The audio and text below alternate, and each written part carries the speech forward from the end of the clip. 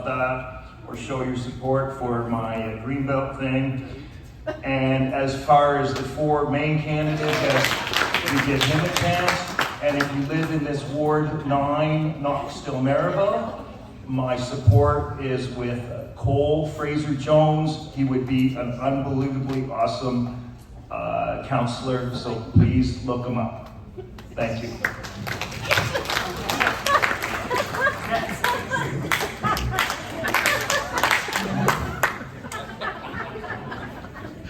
Hello, thank you everyone for listening.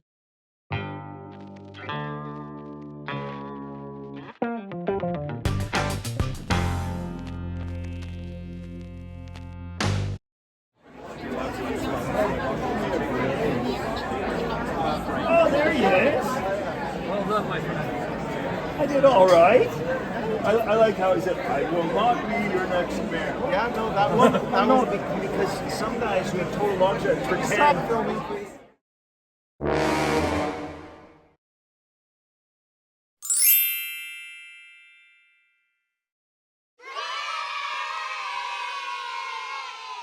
Car doesn't go over it, but not high enough so that there are hazards in sight. Anyway, I'm going to take some of these flyers and stuff. I understand. We don't need the concrete barrier. No, because that just adds more hazard. Oh, and for cyclists.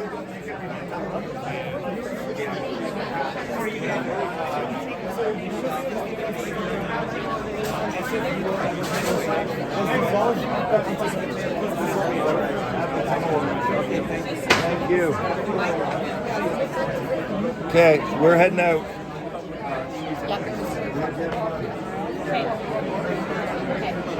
Yes, I can wreck because they're X bike bags on top of bike bags.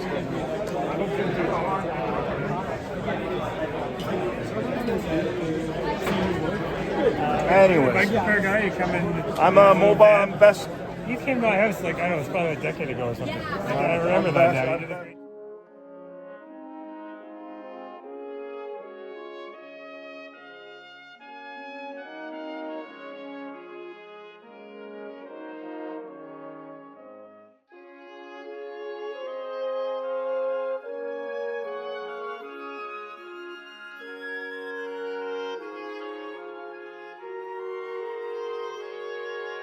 The incumbent.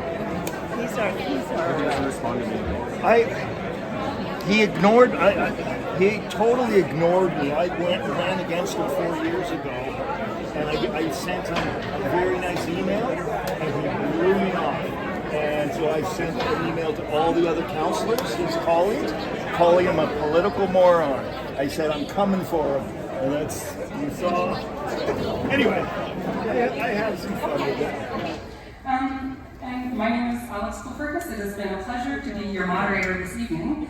And I just want to remind you that the formal part of the evening is over. However, there are these green tables towards the back of the room where the candidates will be sitting with their team. And you are more than welcome to go over to speak with them and ask them questions. So please don't hesitate to go have a chat. And with that, thank you very much. Have a good evening.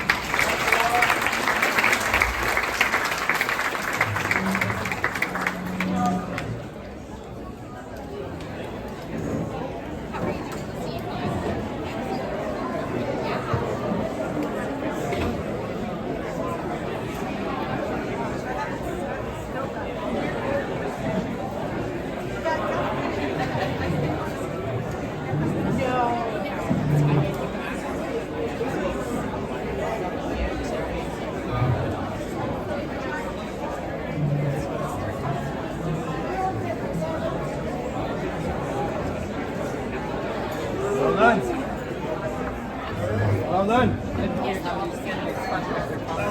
Hang out for a couple of minutes. Maybe somebody wanted. Yeah, I'm heading out soon. Did you see Sean's reaction? What I'm going to do is get the table behind, and let's work together to build a city that works.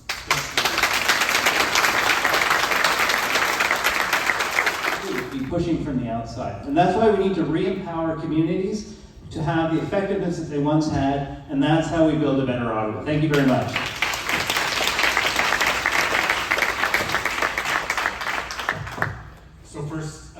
you very much to the organizers, and thank you especially to all of you who came out tonight. This is the first large audience opportunity for those of us who are running for mayor, and you're showing us that it's going to be a fairly rocking campaign moving forward, so I'm looking forward to that.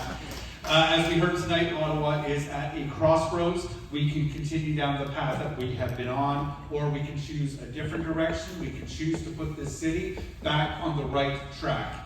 I'm running because I believe that City Hall should be focused on the things that matter to people, transit they can rely on, housing they can afford, services that are strong, safe communities, parks, and public spaces that we can all enjoy.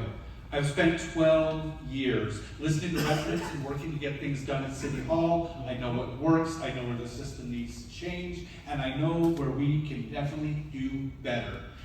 I'm asking for your support. All by pushing for better, as we have to keep doing that. We have to create the mechanism that allows for that to do. Our job, all of us, is to leave the city better than we found it. Okay, I've got two. Thank you. This means a lot. I've got two daughters that have both said they want to come back and live in Ottawa. They're the one obstructed justice. Number two. Mortgage limits. A question to all candidates. My question would have been, if elected mayor, what would you do differently in municipal response to climate disasters such as flooding? Thank you. And I hope you can email all the candidates to find out the answer. Thank you. Great. Okay, moving on. Thank you. In 1 minute, I don't think we can get to it. Yeah. I understand your job, but my house flooded. Yeah. We're wondering what the city would do differently. I believe that we've pretty much covered that question. I can't ask about my own house flooding. Not right now, but you'll be able to answer later. Thank you so much. Okay, so let us move on to the final component, which is the tail of the Dureco. And I know well what it's like as a city council to have to get onto the street and be visible to residents. But in past, I've had the support, I felt, of senior city staff and of the mayor. Far too much responsibility for communication and coordination was put on the hands of the local councillor. I'm sorry, Councillor Devine deserves some significant thanks for the work that he did, along with Councillor Johnson, along with Councillor Caldwell, and they should not have done that. Somewhere along the line, there was a failure of coordination between the mayor and senior staff that cannot be allowed to happen again, because the councillors, and more importantly, residents, were left to flounder for far too long in that emergency. My commitment is to behave as I have behaved through the emergencies that I've had in my ward, which is to be visible, to be present, to share information. And my further commitment is to make sure that the local councillors have my support to do their job as well, so not as much as put on their shoulders. Thank you.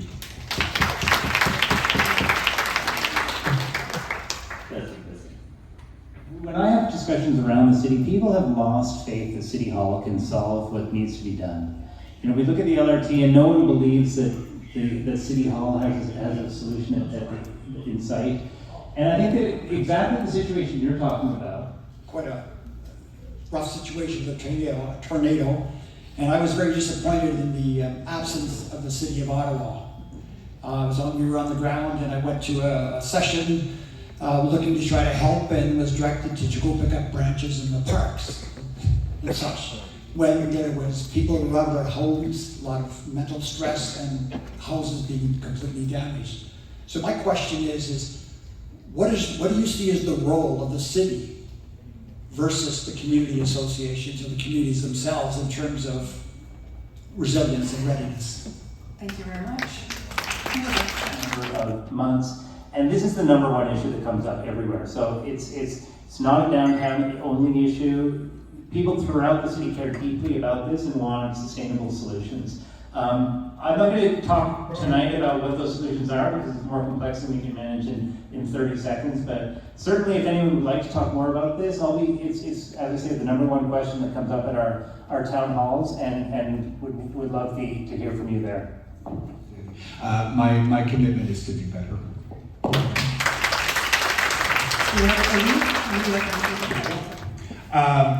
Thanks. So I had not anticipated looking to the municipal hotel tax as a revenue source. I think the tourism sector in Ottawa is one that is going to make a big contribution to our continued resilience as a city in the face particularly of Trump's tariffs. And we know tourism is going to become even more difficult in light of Trump's belligerence. So I had not anticipated, I wouldn't rule it out if someone were to make a case that there was a project or something that the industry wanted to fund. But at this point, I don't anticipate looking to the municipal hotel tax as a revenue source. Thank you very much. Does the mic over there work? I hope so. Okay. Yes. I'm Angela Davis, and I wanted to talk about the homelessness issue. And I'm really keen on communities that are complex, like not all the same levels than that. I don't want great big buildings with only expensive apartments. I would ask a point of clarification here, and I think out of respect to the people in the room, this was billed as an environmental debate. Is that what people want to hear about? With all due respect, I would be certainly happy to answer the question offline afterwards, but the people in the room are here to talk about environmental issues, and I think we should respect that way.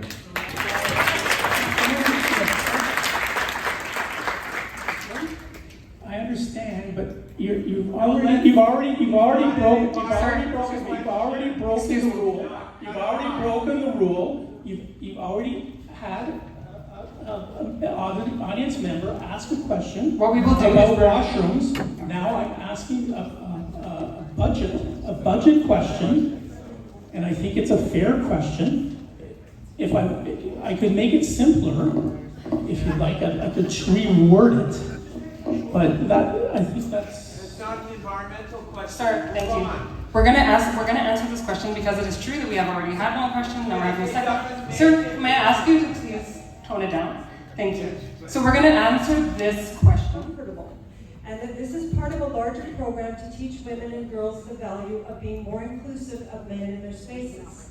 If elected mayor, can you describe your commitment to continued male access to female change rooms and whether this is a valuable lesson for girls and women in learning to be more inclusive of men in our spaces? And I would particularly like to hear from Councillor Leeper on this one. Thank you. Okay, this is a question that is open.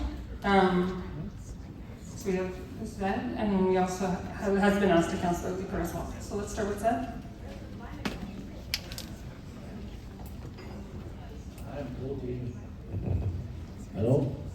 I'm totally against it, because we always know ladies' washroom is men's washroom. You go to the city of Ottawa, right at the beginning, they used to have one on the right as you go in and one on the left. Now you go in, you see males and females together. What the hell is going on? This is totally unacceptable. What are we going to teach our family? We're going to teach them the next thing. It's starting with this one here, the next one, the next one. Okay. So we have to put a stop to it and separate them again to what used to be. Thank you. Okay. Councillor, I have been asked to allow folks to ask the questions, and so if the organizers want to change that, that's up to them, but it's not up to me, unfortunately. Councillor Leeper, please. Sure. First off, I would like to say that I'm encouraged by the growth in non-gender specific washrooms. I think it's sort of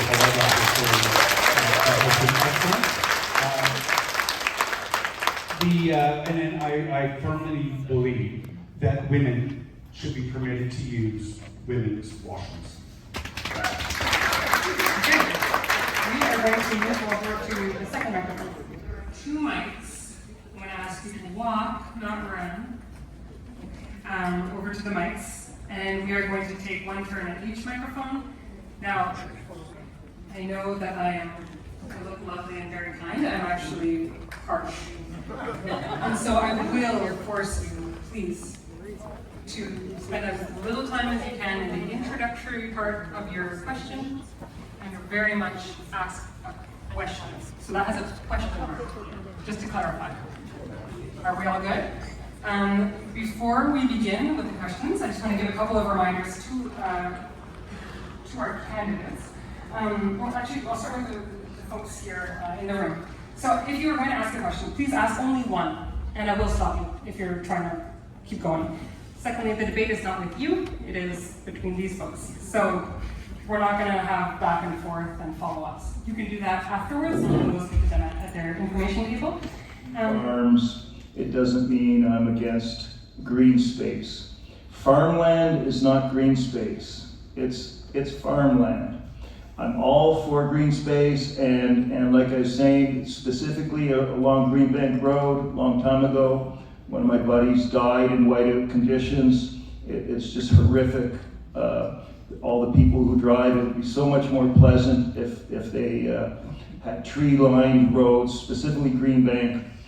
And how I want it done is not to give out large-scale contracts to politicians' friends. I think the community should be involved. I want to get the volunteers. I want to have young people out there be emotionally invested in their own community. The tax break to take care of the trees, or let students use their volunteer hours to take care of trees. We just need to acknowledge that this is such an important thing, and trees, I mean, they're as important as people. To intensify in a smart way, where I'm going to demonstrate my approach, which is at Bayview Yards, where we're going to make green space and trees a priority. We're going to make it a defining feature and not an afterthought. We're going to treat urban tree canopy as the green infrastructure that it is. The opportunity to speak their mind and ask their own questions. And this one is about green space, trees, and paving over nature.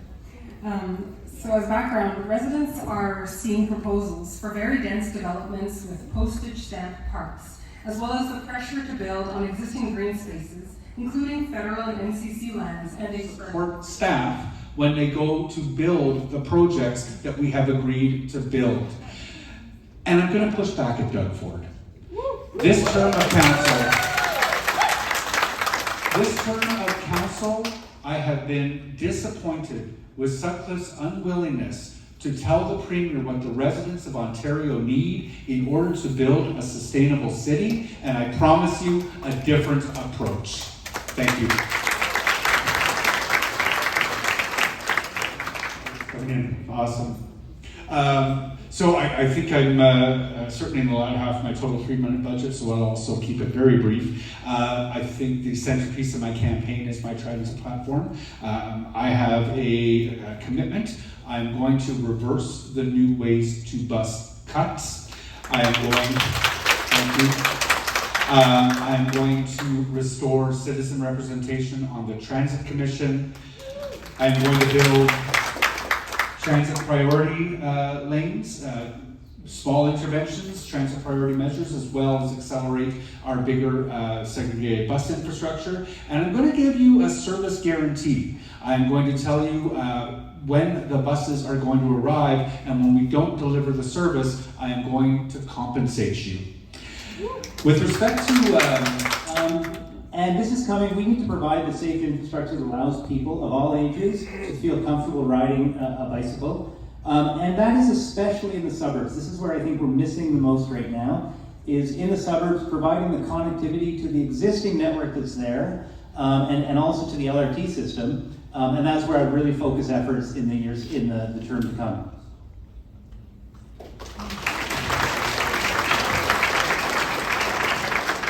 That we need bold actions. Incremental changes will not cut it. That's why I've got a 4-point transit recovery plan, including Buck-a-Ride. And Buck-a-Ride is, thank you. Buck-a-Ride is the sort of bold, innovative move that we need at this time. And can you imagine they're still digging and digging, and that hole's gonna get bigger and bigger. So, the only way, if you're gonna solve the problem, get rid of them and get senior drivers from the city of Ottawa Transit, who knows the city inside out. We don't have to go to the United States to bring a manager to OC Transport, where his wages is $670,000 was, before he was getting in Toronto. Okay, so quickly, I'm in the bike industry all my life, so I'd be a huge cycling advocate, but I'm not. not big into spending money on infrastructure. Basic bike lanes should be on side roads, definitely not on Laurier or O'Connor. I would remove those immediately. And the one thing I would do to promote bus and transit, because it's just not working, what I would do, I don't agree with lowering fares or lowering bus passes, but what I would do is offer 1 week free. I'd pick, like if it was coming September, pick a busy week and offer 7 days free transit on all bus, all LRT, and then investigate the numbers, figure out how much that would attract, and then ask everybody what would it take to get you to actually use transit and to cycle and walk to work. Thank you. Over to the next candidate. Yeah, please go ahead. Okay, what I will do from my side is don't do any Transit and active transportation, and how will you overcome or work around current provincial constraints on street design and adequate funding? We should also build an incinerator, a trail road. We need a waste to energy incinerator. That's all I have to add. Thank you. Okay, thank you very much. Terminé, qui est le meilleur cours d'action qui était de vous présenter à la mairie d'Ottawa.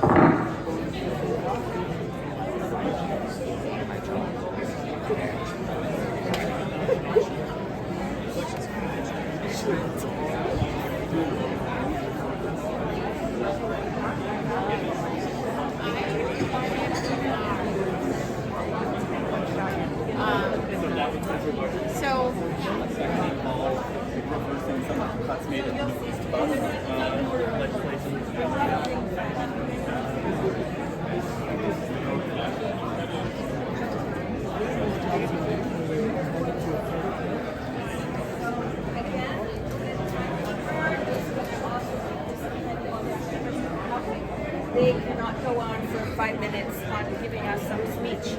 They're supposed to ask a question and particularly like one question.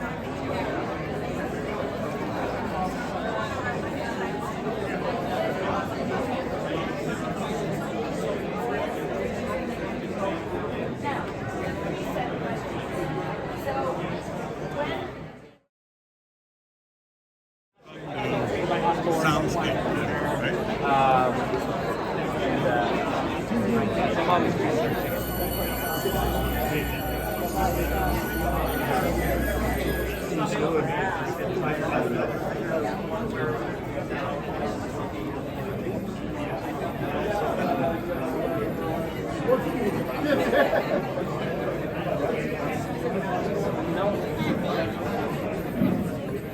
Get their message out there. Hot dog meal.